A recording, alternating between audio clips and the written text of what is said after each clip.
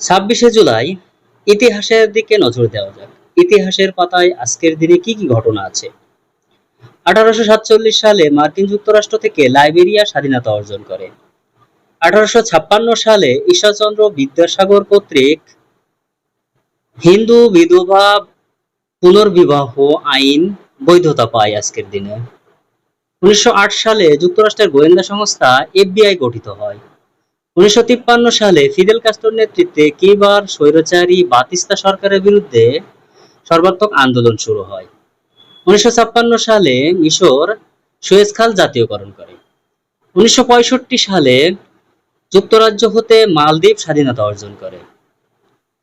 1991 সালে সোভিয়েত ইউনিয়নের communist party মার্ক্সবাদ লেনিনবাদের পথ থেকে সরে আসার সিদ্ধান্ত নেয় এবং 1999 সালে লাদাখের উত্তর কার্গিল জেলার পাহাড়ের চূড়ায় পাকিস্তানি বাহিনী কর্তৃক দখলকৃত স্থান থেকে ভারতীয় সেনাবাহিনী তাদেরকে বিতাড়িত করে বিজয় লাভ করে।